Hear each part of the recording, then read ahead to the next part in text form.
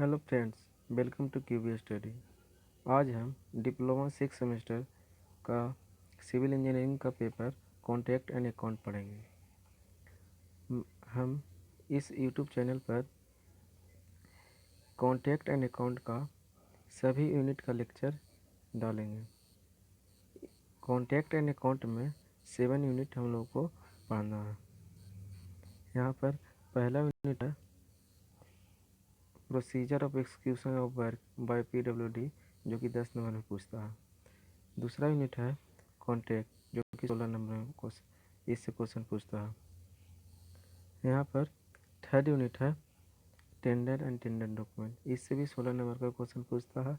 And fourth unit है account in PWD, इससे कम question पूछता है, 6 नंबर का क्वेश्चन पूछता है। और यहाँ पर फिफ्थ यूनिट है पेमेंट टू कॉन्ट्रैक्टर, इससे भी 6 नंबर का क्वेश्चन पूछता है। और 6 यूनिट है स्पेसिफिकेशन, इससे 10 नंबर का क्वेश्चन पूछता है। और यहाँ पर 7 यूनिट है जो कि लास्ट यूनिट है वैल्यूएशन, इससे 16 नंबर का क्वेश्चन पूछता है। 16 नंबर से भी ज़्यादा क्वेश्चन पूछता है, लेकिन यहाँ पर सिलेबस में 16 नंबर लिखा है। तो मैं इस लेक्चर में यूनिट 2 से स्टार्ट करूँगा। तो चलिए स्टार्ट करते हैं।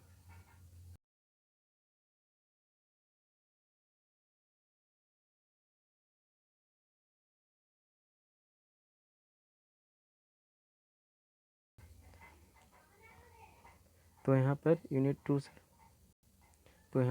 2 से स्टार्ट करते हैं। यूनिट का नाम है कॉन्ट्रैक्ट। यहाँ पर अकॉर्डिंग टू सिलेबस हम लोग को 2.1, 2.2 एंड 2.3 पढ़ना है, जिसको मैं 7 टॉपिक में डिवाइड कर दिया हूँ। फर्स्ट नंबर है definition of contract, second number है objective of contract, third number है requirement of valid contract, fourth number है टाइप्स ऑफ कॉन्ट्रैक्ट, जो कि 10 को टाइप्स पढ़ना है। और 2.3 में है फिफ्थ नंबर कि क्लास ऑफ कॉन्ट्रैक्टर क्या होता है, रजिस्ट्रेशन ऑफ कॉन्ट्रैक्टर क्या होता है या कैसे होता है। और BOT प्रोजेक्ट, BOT मतलब means build operate and transfer project क्या होता है, इसके बारे में पढ़ना है। तो चलिए स्टार्ट करते हैं। पहला नंबर में है कि कॉन्ट्रैक्ट का डिफिनीशन क्या है। तो कॉन्ट्रैक्ट एक प्रकार का एग्रीमेंट होता है बिटवीन टू डिफरेंट पार्टीज, जब उस पर कोई स्पेसिफिक टर्म एंड कंडीशन आ जाता है बिना किसी फोर्स के। ठीक है, यही इसमें डिफिनीशन में लिखा हुआ है कि contract is an agreement between two different party under specific terms and condition without any forcible law. Short में कहें तो कॉन्ट्रैक्ट एक प्रकार का एग्रीमेंट होता है कि नहीं, दो पार्टियों के बीच में किसी टर्म्स एंड कंडीशन के अंतर्गत बिना किसी फोर्स के। ठीक है, इससे एक केवल ऑब्जेक्टिव पूछता है कि सभी कॉन्ट्रैक्ट एग्रीमेंट होते हैं, लेकिन सभी एग्रीमेंट कॉन्ट्रैक्ट नहीं होता है। कि every contract is an agreement but every agreement is not contract. ठीक है, अब यहाँ 4 नंबर के क्वेश्चन पूछता है कि ऑब्जेक्टिव ऑफ कॉन्ट्रैक्ट क्या है। तो 4 नंबर के लिए 4 टॉपिक है कि वर्क और project are complete within the schedule time, जो हमारा काम है, वर्क है, वो शेड्यूल टाइम पर ख़त्म हो जाए, इसलिए हम कॉन्ट्रैक्ट का यूज करते हैं।